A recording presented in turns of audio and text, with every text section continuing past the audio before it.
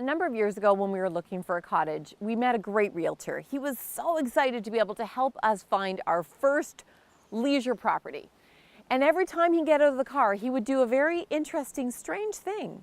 He would come right down to the water immediately, take a look around, and within 30 seconds say, "You can't buy this place," or "Let's go inside."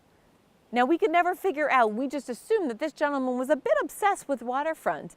And sometimes those cottages were pretty lovely. We wanted to have a poke around. So after about the third day of us looking with him, we said, "I'm just curious, why do we have to make our judgment based on if we're even going to view a property based on the waterfront?" And he said, "It's not actually the water. I'm looking to see if there's any frogs in it." Because you see, frogs have such a sensitive, delicate skin that they can't survive in an unhealthy body of water and ecosystem. And it just, bang, it made so much sense. What he was explaining to us is that more accurate than any testing, more efficient than being able to go and look at health records of the bodies of water, he could tell just simply by the habitat if it was hospitable or not. Now let me ask you, can you do the same thing with your work environment? Can somebody tell very quickly if your work environment is healthy or not?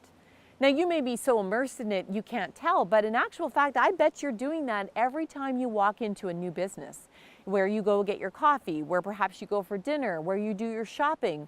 You can tell, I bet, really quickly if that is a healthy ecosystem or not. And what do you decide? You probably make some decisions, how long you want to spend there, if you enjoy being there, do you want to even come back, based on how people are in that environment. And of course, the same goes in your workplace. So here are a couple of things that you can think about to ensure that your team has a healthy ecosystem, and perhaps you're already in the position of deciding if you want to remain in that ecosystem or if you want to be the agent of change to help make it even healthier. The first thing is, do people celebrate each other? Do they recognize each other? Because as much as we think people have thick skin, even the thickest skinned person is a bit of a mush inside. Everybody needs to feel acknowledged and appreciated and valued. You know, I've worked with a number of people in very high-ranking positions through my coaching work. And on the surface, people think that they're tough as nails. And every single time I work with them, what they share with me, some of their deepest regrets, their pains, their frustrations, is when they don't feel valued to how much they're giving, or their area of specialization that they've worked so hard to cultivate, they don't feel it's tapped into, utilized, or valued. So do you value that in all of your people? The second thing around a healthy team ecosystem is every voice heard? You know, when you listen to an environment where there's a lot of frogs, they croak in the night. Now, you just asked my mother when my son would go and he would bring back lots of pollywogs and they would mature and they would grow in her pond. She could hear those mature frogs croaking all night long, keeping her awake. So sometimes, of course, too much noise can be distracting, but when it comes to our team, do you hear lots of ideas? Do you hear people chatting with each other and interacting on a social level to gain greater understanding and awareness about each other? Are people connecting? Are they sharing? Are they contributing? Or do you hear silence?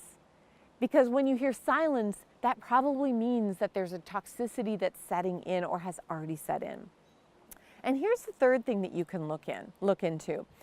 Is there a growth happening?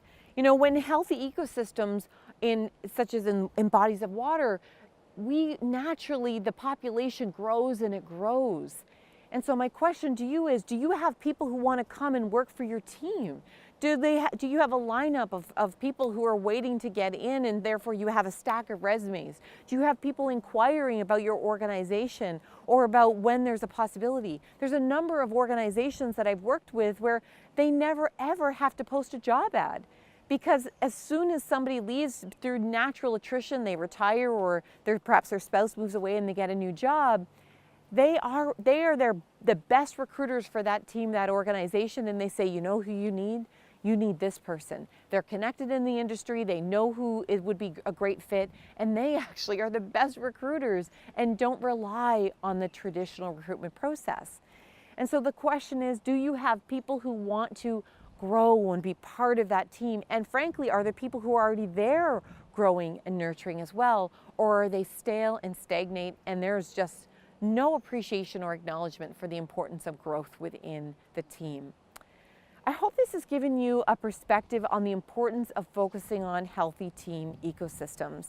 If you feel that this is valuable, I hope that you'll subscribe to this YouTube channel, this website, this blog, so that you can continue to get your dose of greatness magnified for your work, but also for your family and for your life. My name's Sarah McVanel. Be well and be great.